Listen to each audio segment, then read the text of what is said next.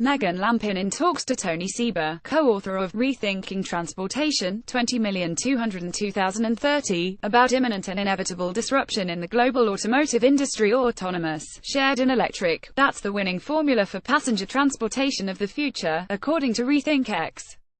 But the independent think tank is not talking about a distant future. It predicts that by 2030, 95% of U.S. passenger miles traveled will be served by on-demand autonomous electric vehicles (EVs) owned by fleets.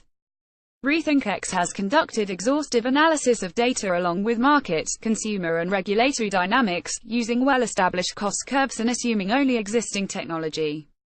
Unlike many other models, however, the analysts claim that this approach incorporates systems dynamics that better reflect the reality of fast-paced technology adoption curves.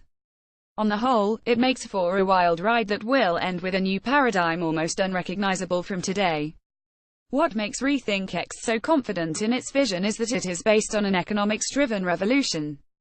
According to the numbers laid out in the May 2017 report, Rethinking Transportation, 20,202,030, co-authored by Tony Seba and James R. Bibb, this combination of transportation as a service TaaS, autonomous drive and electric propulsion will offer the cheapest transportation option by far. Just using TaaS alone, says RethinkX, will save the average American family more than $5,600 per year in transportation costs, leading to a boom in consumer spending. On-demand electric autonomous vehicles will essentially become 10 times cheaper than owning a vehicle. This will make economic sense as much in India as in Africa as in the US as in Europe.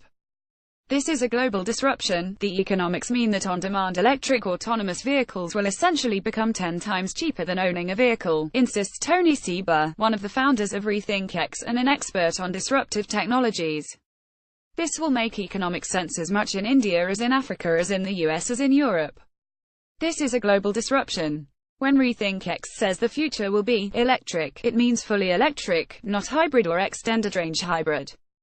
Hybrids don't count. Seba tells Megatrends. Hybrids are an extension of the internal combustion engine ICE, and when you do the numbers, the technology doesn't pan out. When you do the numbers for on-demand autonomous EVs versus on-demand autonomous ICEs, essentially the economics of EVs overwhelm the economics of ICEs. ACE will replace ICE. The main element that most main analysts and experts have overlooked, according to RethinkX, is the vehicle lifetime difference between an ICE model and an EV. The former may last between 140,000 and 200,000 miles today, compared to 500,000 miles for an EV. By 2030, an EV's lifetime could rocket to 1 million miles. While nobody today is taking advantage of this sort of EV mileage, that's only because most vehicles are individually owned. This is where the TaaS part of the equation kicks in. Drive about 10,000 miles a year, but when cars are owned by a fleet, such as Uber or Lyft, that will rise. Seba points out, utilization rates of individual owners average around 4%, meaning the vehicle sits unused for 96% of the time.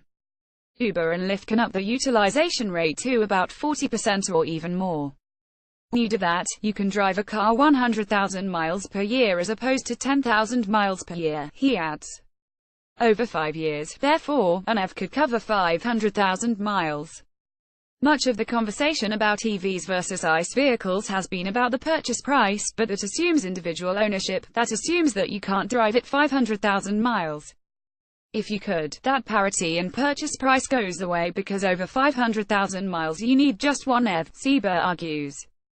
On top of this, EVs also bring cost savings on maintenance and fueling on a per-mile basis. When the autonomous card is added in, insurance costs should go down. The Chinese are accepting that the whole world of cars is going to be electrified, and very soon.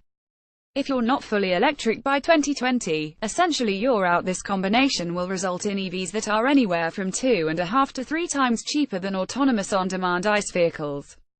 That's why it's going to be all EV, he emphasized. Famous last words. The revolution playing out brings big risks for incumbents, with hefty sunk costs and high expectations for return on investment. Disruption usually happens from the outside. Kodak did not disrupt itself, it was other companies that did it.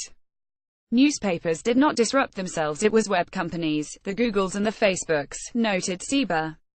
He suggests that the current leading players will remain in denial of the revolution to their own detriment. While most OEMs offer some form of electrification in their fleet, many are still backing the near-term viability of gasoline and diesel. Most of the German OEMs, for instance, have recently come out with statements to this effect.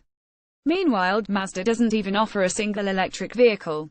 Instead, it has been investing heavily in the development of homogeneous charge compression ignition (HCCI) technology. All are in for a rude awakening, believes Sieber. If you look at Kodak's annual report in the year 2000, the chief executive gushes about how this has been a record year in visual imaging and never in history have so many pictures been printed, says Sieber.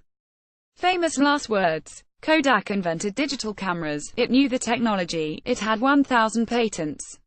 Basically it was addicted to the cash flow from the existing business. It's very hard once you become so good at one thing to even admit that change is going to happen very quickly. One group that stands out as relatively quick adapters are the Chinese companies. Volvo Car may have grabbed headlines with its plans to electrify, to some extent, its full range by 2019, but that momentum came from its Chinese parent company Geely. It is Geely, not Volvo, that comes into this without the decades of culture of internal combustion engines. Geely is the one that sees the market as it is and not as it wishes it would be, observes Sieber. The Chinese are accepting that the whole world of cars is going to be electrified, and very soon. If you're not fully electric by 2020, essentially you're out. The upside of this is tremendous, but on the other hand, we are going to have unemployment and it will happen very quickly. We need to prepare on a societal basis and have some sort of financial support and retraining for those folks whose jobs are not coming back. Emotional pushback, upwards revisions. The modeling analysis published by RethinkX entails some stark consequences for most of today's players across the industry. The reactions are telling. Since the report came out, everybody's predictions of EV growth over the next few decades have gone up, even those who are denying the disruption, notes Sieber. Volkswagen is still denying it, but the company has since said it would increase investment in electrification by 33%. The oil industry also sees it coming. In mid-2017, OPEC boosted its forecast for EV sales by 500% compared to last year. Upward revisions in the analyst community have averaged between 50% and 60%. The pushback that I have seen is emotional. Nobody has actually said, this number doesn't make sense, or, these figures don't add up, he observes. I expected more pushback, but it's all about the economics. We are not making an argument based on climate subsidies or pollution. The pushback I have seen has been emotional, along the lines of, we love our car, or, it can't happen this quickly.